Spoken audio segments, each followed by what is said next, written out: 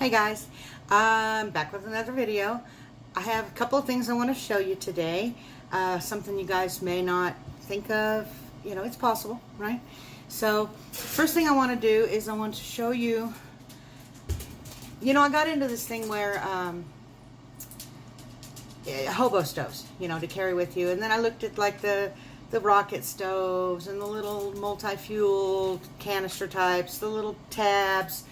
I looked into lots of different fire options, and I thought, well, that's expensive, and it's not sustainable, and it will, like, you may take a number 10 can, and you make a hobo stove out of it, it really doesn't last very long, okay? So I thought, well, what am I going to do about that? So I was down at the thrift store, again, I shop at thrift stores, and I saw this. This is one of those pasta pots that you sit down inside of another pot. Okay, so I thought, what can I do with that? So what I did is I cut out a hole. Okay, now this makes a really, really good little stove.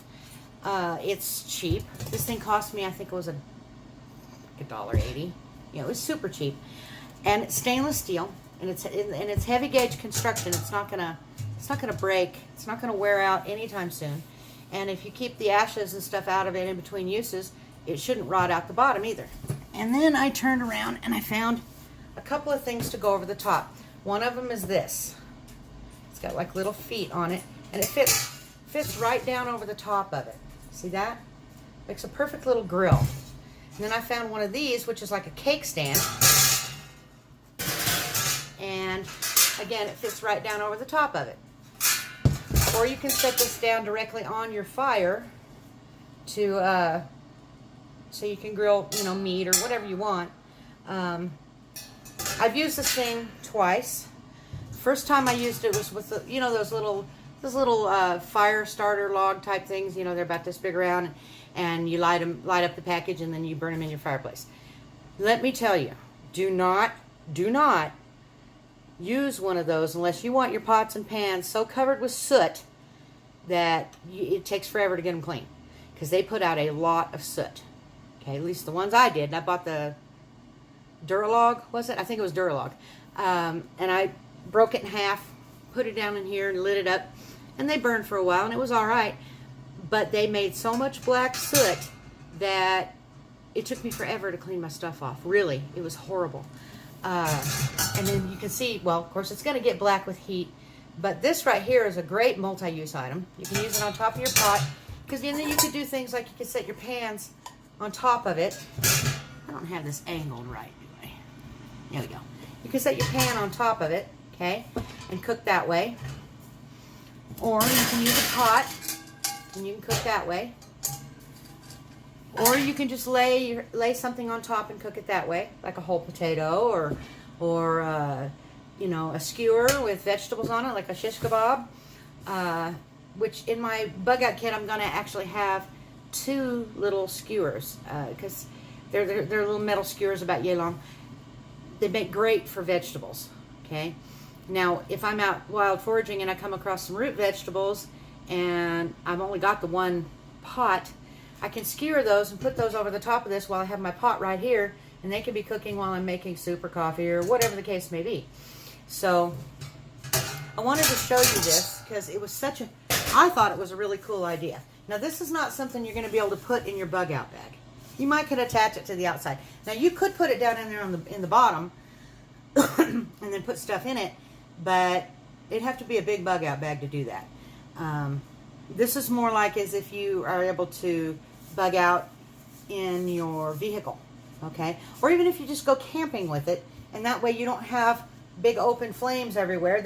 All these little holes, they allow air to come in to breathe, but they also, it's almost a spark arrestor type thing where I saw it, the second time I used it, I used wood, and no sparks came out of this, none.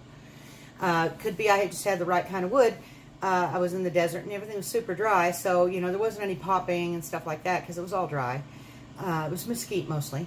But with this on top, and then I had, you know, a pan on top of that, well, I had a coffee pot too. I had a big camping percolator coffee pot. So I used it that way, and it worked wonderful. You know, all it took was like an angle grinder to cut this out. Just, you know, marked it good with a magic marker, and then took an angle grinder and cut it out. And then took a little, they drilled 4 little holes right there. I did. Well, I had my boyfriend at the time help me with this because I was working. But he drilled 4 little holes, and I cut 2 of them. But I could have done it really easily.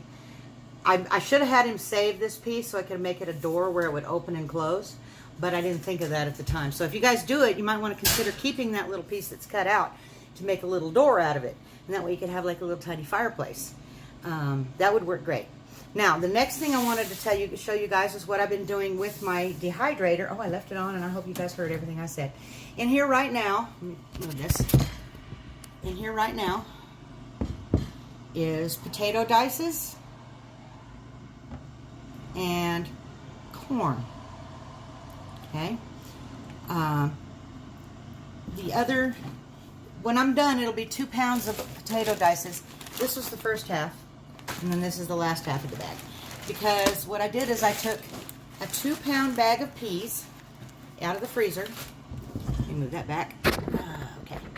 I took a 2-pound bag out of the freezer and dehydrated them. Now, this 2 pounds got down to just a few ounces, like maybe 3 or 4 ounces. It's very, very, very light. These things here will crush. If you squeeze them with your finger, they just powder.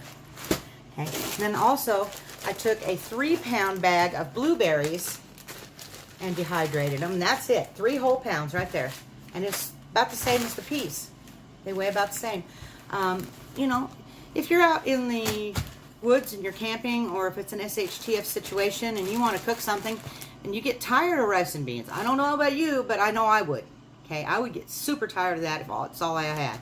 So I'm looking at variety. And the only way I can possibly carry enough food to have a variety is to have it dehydrated. This right here, I took one bunch of celery, you know, it's about that with a bunch of stalks.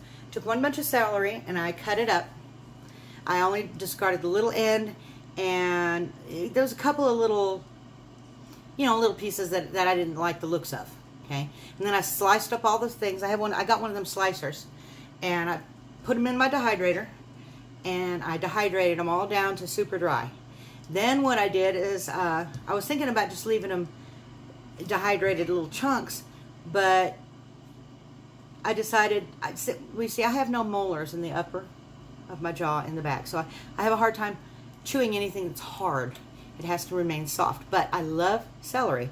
So what I did is I stuck this in the little blender. My son's got a magic bullet over there, and I blended it until it was a powder.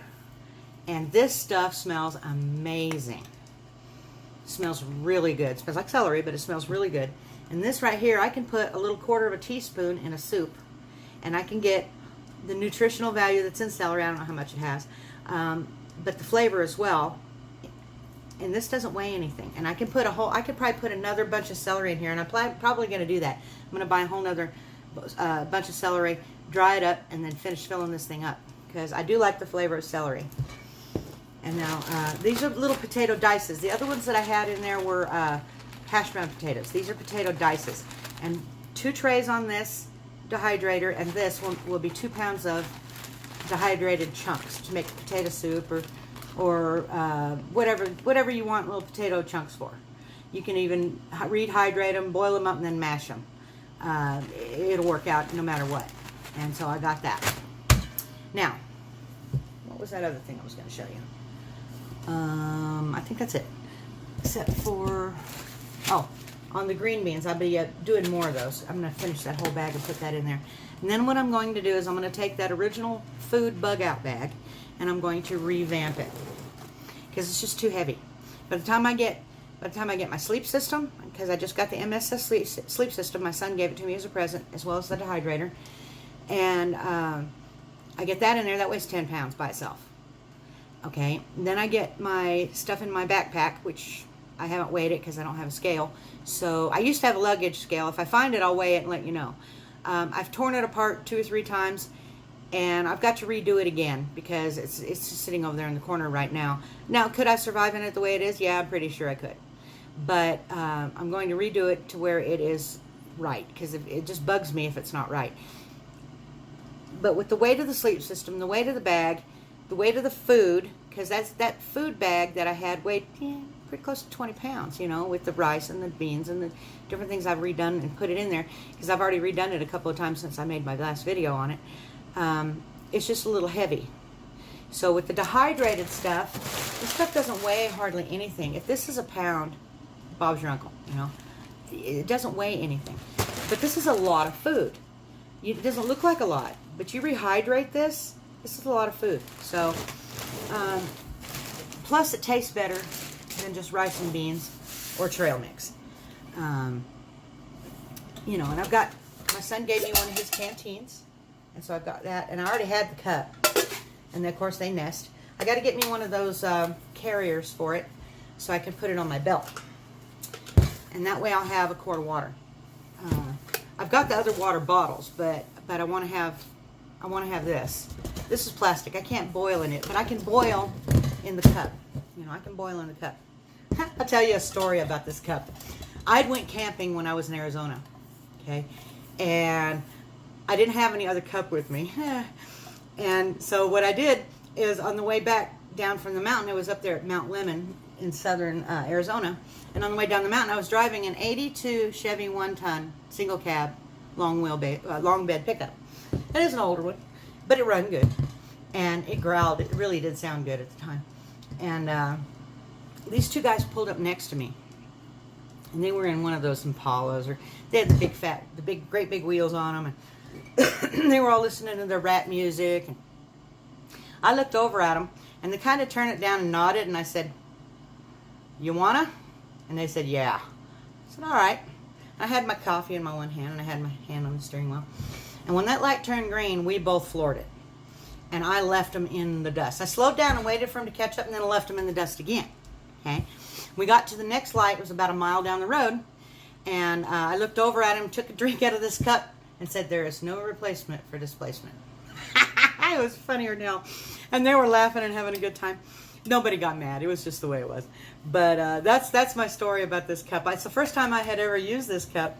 And that was my story. And here I was, and I had a camouflage shirt on and had a boonie hat on, driving that old Chevy truck, drinking out of a canteen cup, and then left those, because that car was really sharp looking. Okay, those guys had spent a lot of money on it. And and I left them in the dust. Now, yeah, boys and girls, don't do what I did. Don't be street racing. You'll get in trouble. You could get in a wreck. You could die or kill somebody. You know, I was young and stupid. Younger. I wasn't really young, but I was younger and more stupid. And I realize now that I shouldn't have done it. But I did at the time, and that was the way it was. So, okay. Well, listen, I'll let you guys go. Check out my links down below. Like, subscribe, share, hit the thumbs up, you know. And, yeah, come back and see me.